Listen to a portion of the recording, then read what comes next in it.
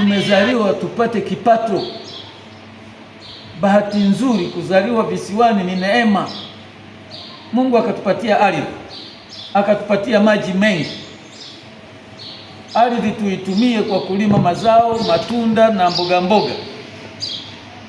Ziwa tulitumie kwa kuvuna viumbe vilivyomo vinavyoliwa. Hii kazi ni ya kwako mkurugenzi. Uone kwamba Ukerewe ni sehemu ya kipekee kwa wanachama wa UVITA kitaifa. Sasa ukitushepu vizuri, ukatutengenezea uchumi, tutaneemeka kupitia UVITA. Tunataka Wakerewe wajue UVITA inafanya nini. Tunataka wajue inatoka wapi, inakwenda wapi. Ndio maana tunawaita watu hawa waje. Sasa na ninyi muwe wapokeaji wazuri. UVITA wanawake na wanaume wa uchumi wa viwanda Tanzania. Mheshimiwa Katibu wa Wilaya Nyamagana, Mheshimiwa Mwenyekiti wa Wilaya ya Ukerewe, na ndiye Mheshimiwa Mwenyekiti wa Bodi ya Kanda ya Ziwa, Mheshimiwa Kaimu Katibu wa Wilaya ya Ukerewe, Mheshimiwa Afisa Msemaji wa Wilaya ya Ukerewe, lakini Mheshimiwa Kaimu Mhasibu Taifa, waheshimiwa maafisa wa benki ya CRDB, kitengo cha Ibeju, itifaki imezingatiwa. Rehema Saidi Mbeleke ndiye mkurugenzi wa Taasisi ya Wanawake na Wanaume wa Uchumi wa Viwanda Tanzania. Lakini nafurahi sana kuwaona marafiki zangu kule nyuma. Nilipoingia nilipowaona tu kasema safi sana. Lakini Ukerewe nilifika na niliongea na wananchi Wanasio, nikaenda mpaka sehemu moja kunaitwa hivi ni Kakukulu. Nilipokelewa vizuri sana na washukuru sana. Kimsingi ziara ya leo isingelikuwa leo. Naomba kurudia hapa Mheshimiwa Mwenyekiti ili nieleweke. Ziara ya leo isingelikuwa leo, lakini niliangalia thamani ya Ukerewe. Niliangalia namna ambavyo mlinipokea Ukerewe. Nikaangalia namna ambavyo nina wapambanaji walioko nyuma yenu. Mimi kwangu huwa ni msukumo mkubwa sana ndani.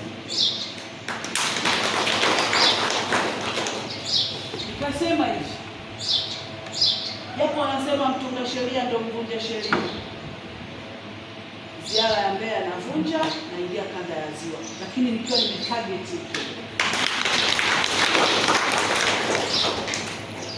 nikasema Taasisi ya Wanawake na Wanaume tuna matumaini makubwa ya kuvuna viwanda endelevu.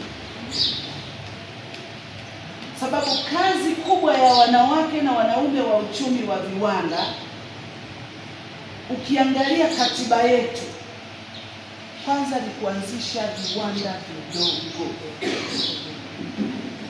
Viwanda vidogo viwe vya kati, viwe vikubwa. Hayo ndio malengo yetu. Lakini malengo yetu mengine kuwaleteni mimi warsha, makongamano ya kiuchumi, lakini pia fursa za kifedha, yani uwezeshaji.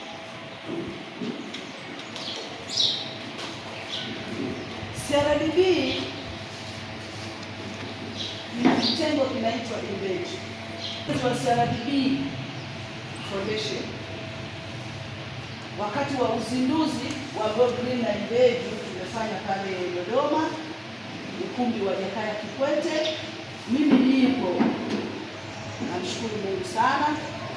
Na kitu kingine, tuishukuru sana wizara yetu ya viwanda na biashara. Wizara ya viwanda na biashara, bahati nzuri mwenyekiti wenu Makubi, mimi wanapenda kumwita brodoza. Kwa nini namwita brodoza? Yaani sehemu ngumu mpe Makubi, jambo limeenda. Huyu mzee kwa kweli anapambana. Tuko naye kwenye grupu la viongozi na tuna viongozi kutoka Wizara ya Viwanda na Biashara mle ndani, na kuna maelekezo yaliyotolewa kunielekeza mimi, ndio maana leo niko hapa Ukerewe.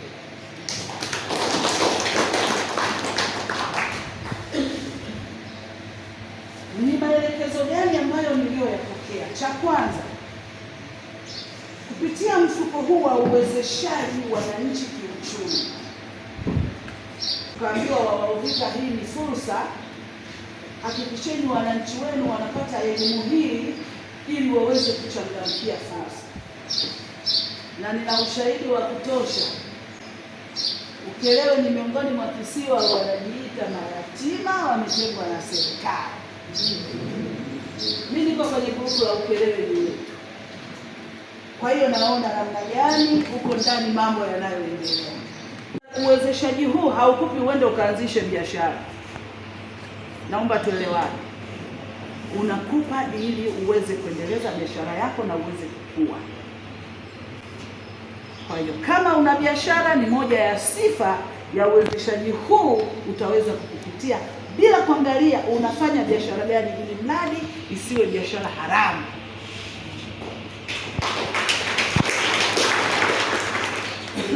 Unaweza ukasema mimi nauza mboga mboga, hawezaje kukopeshwa?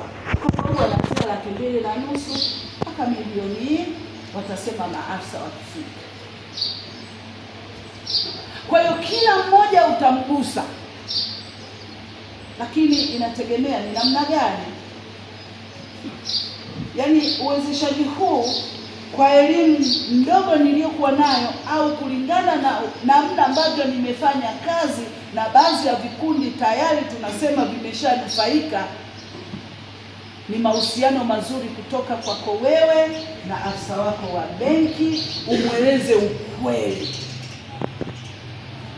mtaji wako ni kiasi gani, sababu ni miongoni mwa maswali mtafika kuulizwa. Bwana, mimi mtaji wangu, sema ule ukweli, ni mtaji wangu ni 2 milioni au 1 milioni. Sasa mtaji wa 1 milioni ukisapotiwa pale ukapewa shilingi 10 milioni, utakuwa ni mzigo wa msumari, hali ya kuwa unakipata. Utapewa uwezeshaji kulingana kwanza na uwezo wako, kapasiti yako ya kuweza kuzalisha. Lengo la uwezeshaji huu, hatutaki magonjwa ya moyo.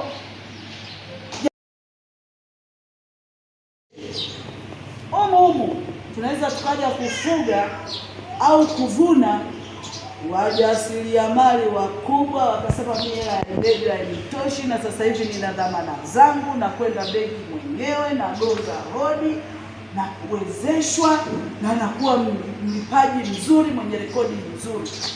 Kama nilivyosema, cha kwanza akaunti ya mtu mmoja. Cha pili, tuwe watu tusiopungua wangapi? 5.